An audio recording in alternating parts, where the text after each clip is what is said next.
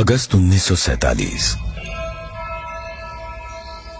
Madras presidency, Tamil Nadu. विशिष्ट लोगों का एक समूह अपने जीवन काल की एक ऐतिहासिक यात्रा की तैयारी कर रहा था। उन्हें एक महत्वपूर्ण कार्य संपन्न करने के लिए आमंत्रित किया गया था। एक शासक से दूसरे शासक को सत्ता हस्तांतरण की प्रक्रिया को विधि विधान के साथ पूर्ण करने का कार्य सौंपा गया था। किस दिशा में कूच कर रहे थे ये लोग? दिल्ली। भारत अपनी स्वतंत्रता के समीप था। ब्रिटिश शासन से मुक्ति की बेला थी।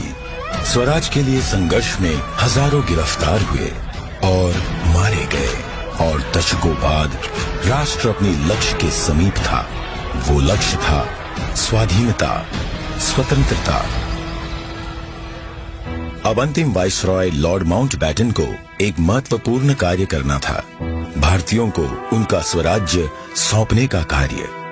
परंतु उनके सामने एक सवाल था, स्वराज्य को किस प्रकार सौंपा जाए। ऐसे में हाथ मिलाने की रस्म शायद ही काम आए। तो इस गौरवशाली क्षण के प्रतीक के रूप में कौन सी रस्म अपनाई जाए? उन्होंने पंडित जवाहरलाल नेहरू के सामने अपना ये सवाल रखा। ये एक उचित सवाल था जिसके बारे में विचार विमर्श की आवश्यकता थी। नेहरू जी ने ये प्रश्न जाने माने स्वतंत्रता सेनानी श्री सी राजगोपालाचारी के सामने रखा, जिन्हें राजा जी के नाम से जाना जाता था। वे तमिलनाडु से थे। नेहरू राजा जी की विद्वता और भारतीय परंपराओं और सभ्यताओं पर उनके ज्ञान का सम्मान करते थे। राजा जी को इसका समाधान भारत के गौरवशाली अतीत में मिला। तमिलनाडु के चोला साम्राज्य में, जो भारत के प्राचीनतम और दीर्घकाल तक चलने वाले साम्राज्यों में से एक था, एक चोया सम्राट से दूसरे सम्राट को सत्ता का हस्तांतरण नीति परायणता के प्रतीक अर्थात सेंगोल सौंप कर किया जाता था। भगवान शिव के आशीर्वाद का आवाहन करते हुए उस समय के महंत द्वारा सेंगोल को आशीष प्राप्त होता था। क्योंकि चोया शिव के प्रबल भक्त थे, उनके द्वारा स्थापित हजारों वर्ष पुराने मंदिरों में आज भी पूजा की जाती है। राजा जी ने इसी परंपरा और समारोह के आयोजन की सलाह दी, जिसे नेहरू जी ने स्वीकार किया।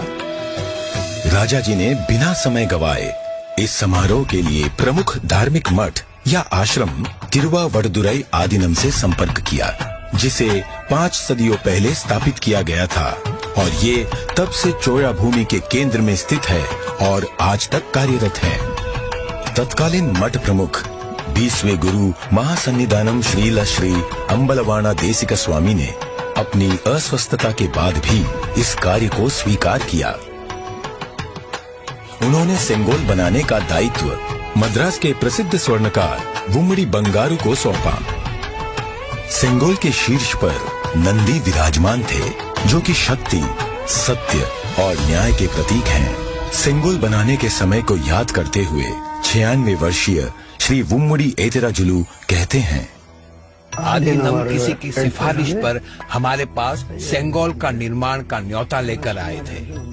उन्होंने हमें इसके चित्र दिखाए। यह एक गोल लंबाकार वस्तु थी, जिसे बिल्कुल वैसे ही बनाना था। यह एक महत्वपूर्ण स्थान पर जा रहा था, इसलिए उच्च गुणवत्ता आवश्यक थी। हमें इसके निर्माण का आदेश मिला। यह चांदी से बना था, जिस पर सोने की परत थी। आधीनम के सानिध्य में इस निर्माण से जुड़कर मैं बहुत ही प्रसन्न था। स्वतंत्रता सबके लिए गौरवशाली क्षण था, पर आधीनम द्वारा हमें सेंगोल निर्माण का दायित्व सौंपने से उस क्षण का महत्व बढ़ गया था। परम पावन मठ प्रमुख ने उप प्रमुख श्रील श्री कुमारस्वामी तंबिरान, आदिनम के ओदुआर विशेष गायक माणिक्यम और नादस्वर विद्वान TN राजरत्नम पिल्लई को आयोजन संपन्न कराने का दायित्व सौंपा। ये दल एक विशेष विमान से दिल्ली पहुंचा। 14 अगस्त 1947 की रात्रि को श्रील श्री कुमारस्वामी तंबिरान ने रीतिनुसार सेंगोल को लॉर्ड माउंटबेटन को सुपुर्द किया। और लॉर्ड माउंटबैटन से उसे पुनः स्वीकार किया। तत्पश्चात सेंगोल पर पवित्र जल छिड़का गया। शोभा यात्रा के रूप में इसे पंडित जवाहरलाल नेहरू के पास ले जाया गया। इस अवसर पर ओदुवार ने तमिल संत तिरुज्ञान संबंदर द्वारा रचित कोलर पदिगम से श्लोकों का पठन किया। महंत ने नेहरू जी को पीतांबर पहनाते हुए उन्हें रीतिनुसार सेंगोल सौंपा।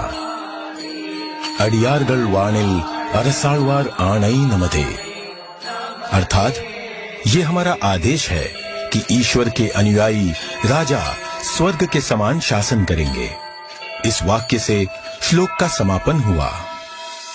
इस प्रकार 1000 वर्ष पूर्व की सभ्यतागत प्रथा के अनुसार दक्षिण और उत्तर के असाधारण एकीकरण द्वारा राष्ट्र को एक सूत्र में पिरोते हुए शासन का हस्तांतरण हुआ।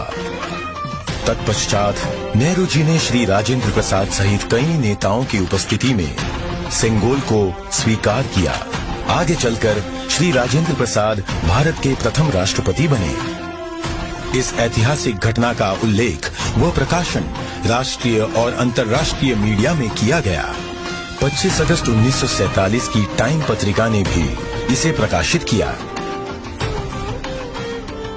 हस्तांतरण की प्रक्रिया के पश्चात पंडित जवाहरलाल नेहरू ने 14 अगस्त 1947 की मध्य रात्रि को अपना विश्व विख्यात भाषण राष्ट्र के नाम संबोधित किया।